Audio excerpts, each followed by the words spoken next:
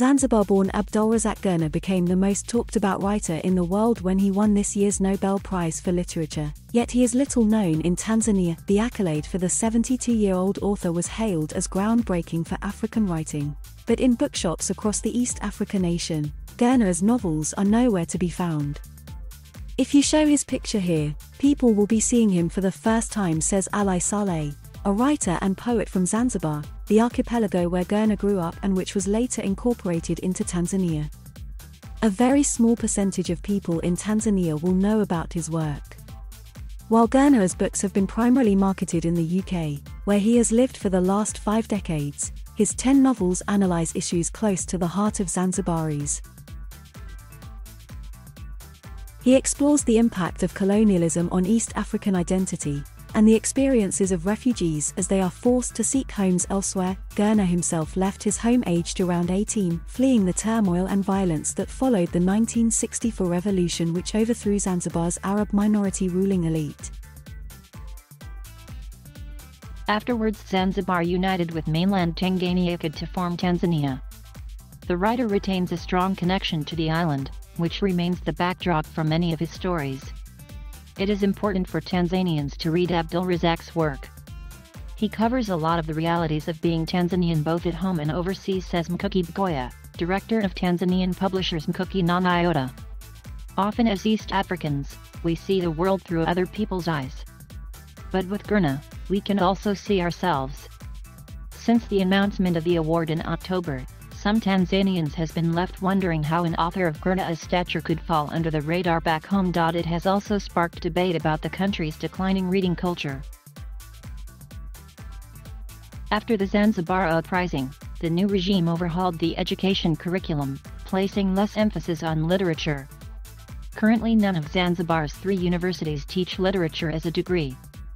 Following the revolution, the government closed several book clubs and libraries. Many excellent teachers left the country, says Ismail Jessa, a Zanzibari opposition politician. Education was given a raw deal, standards dropped, and with that, the reading culture became one of the many casualties. On the mainland, there has similarly been a steady decline in the availability of literary works. Over the years, Tanzania's libraries, schools, and bookshops have focused on textbooks and educational books, limiting access to fiction. While non-fiction and newspapers remain the more popular forms of reading, the rise of technology is now focusing the youth's attention on digital media. As a result, Tanzania has been left with a publishing industry struggling to sell literature. TPH Bookshop, the sister company of Mkuki-Na-The, in Tanzania's main city Dar es Salaam, has been one of the few bookshops in the country to stock Gurnah's work. We saw a huge gap in the publishing industry in Tanzania, which focuses solely on educational books. To address that, we started producing and selling fiction, poetry, and other literary works. Particularly works written by Tanzanians, says Mr. Bgoya. Gurnah's novels took a long time to sell, so we didn't restock. With a small customer base, this drives up the prices of books, making it unaffordable for many. The market is small and it cannot absorb a lot of books, he says. They become very expensive, and when you are in a cash-strapped economy, books become a luxury item. Until now, Gurnah's work has also not been included on the country's literature syllabus at schools, despite the inclusion of other Swahili and African writers. He made his mark outside of Zanzibar and he has been away since 1967, says Mr. Jessa. So he was only known to a small circle of keen readers who follow literary works of Zanzibaris. One reason for this is that Gurnah writes in English, not in Swahili, the language spoken by the majority of Tanzanians and which is the Nobel laureate's mother tongue. There have been fresh calls to translate his novels into Swahili. Dr. Ida Hajivayanis, a Swahili lecturer at the School of Oriental and African Studies in London, had already started work on this before Gurnah won the Nobel Prize. She is currently finishing the first Swahili translation of his book, Paradise, set to come out early next year. Paradise, published in 1994, is the story of a boy growing up in Tanzania in the early 20th century. It was his breakthrough novel, nominated for several prestigious prizes, and Dr. Hajivayanis hopes her translation will bring new audiences to his work.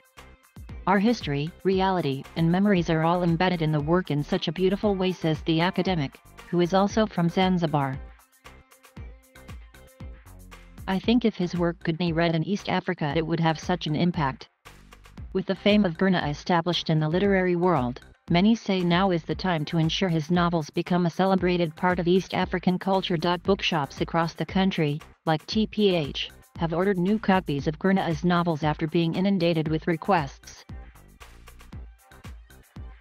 But there is still work to do to ensure he stays on the map. Publishers should do their part in promoting our very own Nobel laureate, and the government should do that too, says Dr. Hajavayanis.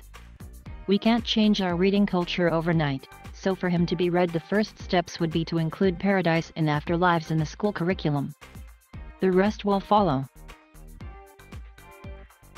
Priya Sippy is a freelance journalist based in London. More on African literature. Thank you for watching. Please subscribe.